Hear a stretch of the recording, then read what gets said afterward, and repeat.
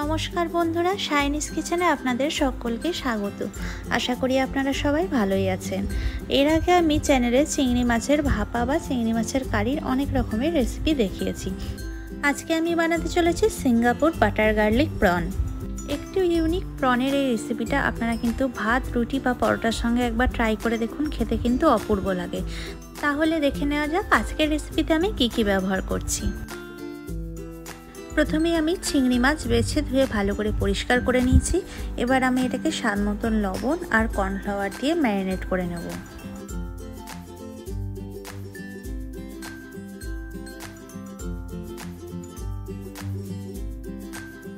চিংড়ি মাছটা ম্যারিনেট করে নেওয়ার পর কড়াইয়ে সানফ্লাওয়ার অয়েল গরম করে চিংড়ি মাছগুলোকে একে একে ভেজে নেব। চিংড়ি মাছটা কিন্তু বেশি কড়া করে ভাজার দরকার নেই, মোটামুটি 30 থেকে 40 সেকেন্ড মতন ভেজে তুলে নেব।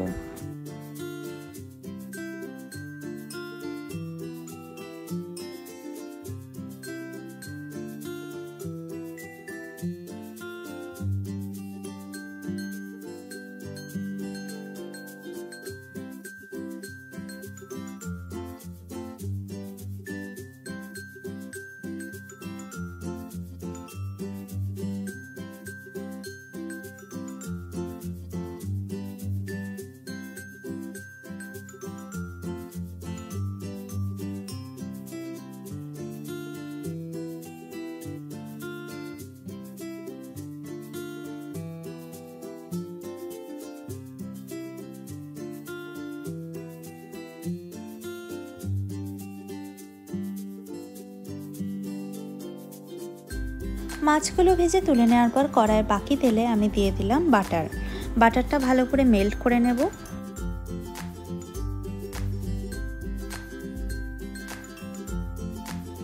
বাটারটা ভালো করে মেল্ট হয়ে এলে আমি একটা ডিম আগে থেকে আলাদা পাত্রে ভেঙে ভালো করে মিক্স করে রেখেছিলাম, সেইটা অ্যাড করে দিলাম। আপনারা চাইলে ডিমের শুধু কুসুমটাও ব্যবহার করতে পারেন, আমি এখানে পুরো ডিমটাই ব্যবহার করেছি। এবার এটাকে ভালো করে নাড়াচাড়া করে নেব যেন ডিমটা শক্ত না হয়ে যায়। গ্যাসের ফ্লেমটা কিন্তু অবশ্যই লো রাখতে হবে। ডিমটা নাড়াচাড়া করতে করতে আমি একই সঙ্গে দিয়ে দিলাম রসুন কুচি। এটাকে আমি এখন ভালো করে নাড়াচাড়া করে নেব যেন রসুনের কাঁচা গন্ধটা চলে যায়।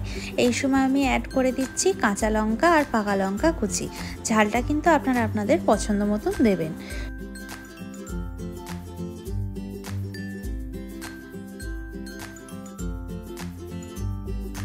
দেখুন এটা এখন কিন্তু ভালোভাবেই রেডি হয়ে এসেছে এবং রসুনের কাঁচা গন্ধটাও চলে গেছে। এবার আমি এতে অ্যাড করে দিচ্ছি 1 বাটি দুধটা দিয়ে ভালো করে নাড়াচাড়া করে মিক্স করে নেব এবং গ্যাসের ফ্লেমটা বাড়িয়ে দেব।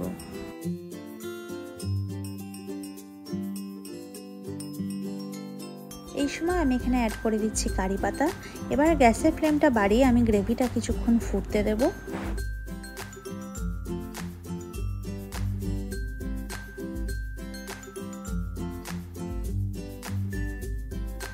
গ্রেভিটা ফুটে এলে আমি সামান্য পরিমাণ জল এখানে অ্যাড করে দিচ্ছি, নাহলে কিন্তু তলায় লেগে যেতে পারে।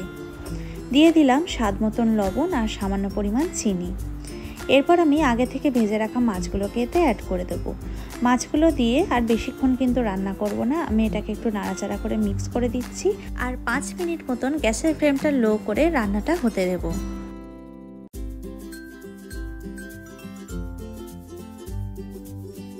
দেখুন এখন তেলটাও কিন্তু ওপরে ভেসে উঠেছে এবং রান্নাটাও প্রায় ভালোভাবে হয়ে এসছে।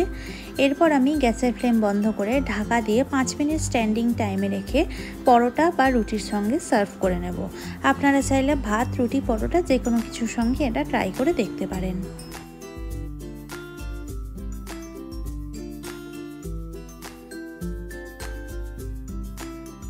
আমাদের সিঙ্গাপুর বাটার গার্লিক প্রন কিন্তু এখন একদম রেডি হয়ে গেছে। আজকের এই রেসিপিটা আপনারা প্রত্যেকে অবশ্যই একবার বাড়িতে ট্রাই করে দেখবেন এবং কেমন হলো আমাকে কমেন্ট বক্সে কমেন্ট করে জানাবেন। যদি ভালো লেগে থাকে তাহলে লাইক কমেন্ট অ্যান্ড শেয়ার করে দেবেন এবং এরকম আরও নতুন নতুন রেসিপির আপডেট পাওয়ার জন্য আমার চ্যানেলটিকে সাবস্ক্রাইব করে পাশে বেল আইকনটিও প্রেস করে দেবেন। সকলকে ধন্যবাদ। সুস্থ থাকবেন, ভালো থাকবেন। দেখা হচ্ছে পরের ভিডিওতে।